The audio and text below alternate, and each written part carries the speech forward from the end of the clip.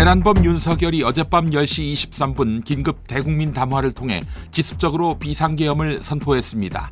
야당의 탄핵 추진과 예산안 삭감을 두고 대한민국이 당장 무너져도 이상하지 않을 풍전등화의 운명에 처해 있다라고 평가하며 계엄의 정당성을 주장했지요.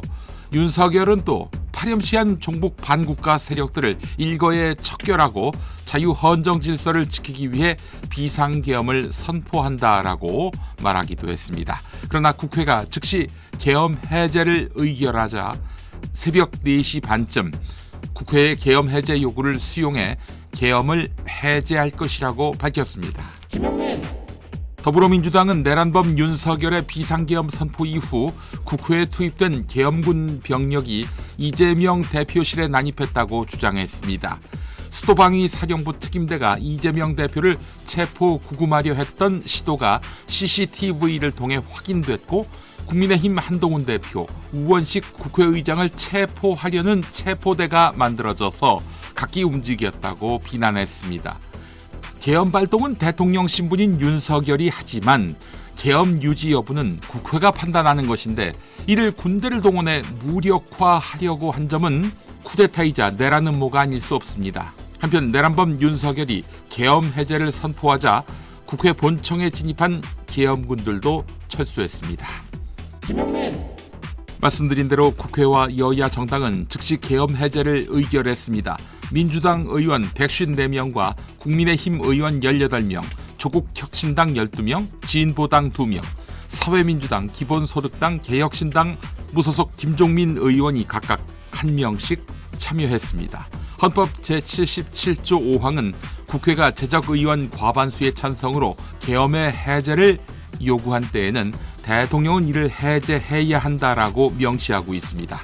여야 의원들은 계엄 해제가 공식 선포될 때까지 기다리겠다며 새벽 4시 20분이 넘도록 국회에 머물렀습니다. 지금 보시는 장면은 국회가 비상계엄 해제 요구 결의안을 가결한 가운데 한동훈 국민의힘 대표와 이재명 더불어민주당 대표가 국회에서 만나 악수를 나누는 장면입니다. 한동훈 대표는 비상계엄 선포 직후 강력한 반대 입장을 밝혔고 표결 직후 기자들과 만나 집권 여당으로서 이번 사태 발생에 대단히 유감이라고 국민 앞에 고개 숙였습니다. 이재명 대표도 표결 직후 민주당은 끝까지 국민의 생명과 안전을 보호하겠다라고 밝혔습니다. 그보다 앞서서는 윤석열은 더 이상 대통령이 아니다라고 못 박았습니다. 내란범 윤석열이 비상계엄을 선포하자 분노한 시민들이 국회 앞에 모여 계엄 해제를 요구하며 저항했습니다. 국회 정문에 모여든 시민들은 출입을 통제하는 경찰과 충돌하고 국회 진입을 시도하는 계엄군을 막아섰습니다. 국회 보좌진들이 본회의장에 밀고 들어오려는 계엄군을 막아섰지요. 즉각 해제 결의가 통과되자 국회 밖에 있던 시민들은 결의안 가결 소식에 환호성을 질렀습니다.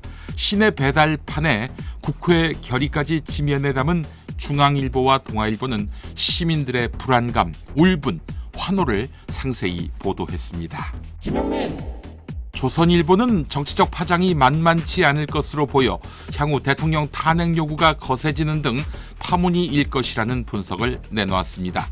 한겨레와 인터뷰한 차진아 고려대 법학전문대학원 교수는 계엄이 가능한 전시사변이란 통상적인 경찰력만으로는 치안 유지가 될 수 없는 비상 상태를 얘기하는데 지금이 그런 상황인가? 라고 되물었습니다. 홍성수 숙명여대 법학부 교수는 반헌법적 계엄령 선포야말로 탄핵 사유다. 바로 탄핵 국면이 전개될 것이라고 내다본다. 라고 지적했습니다. 미국 워싱턴 DC의 유력 싱크탱크인 전략국제문제연구소 CSIS는 내란범 윤석열을 두고 국내에서 정치적 생존 가능성이 현재로서는 불확실하다라고 밝혔습니다.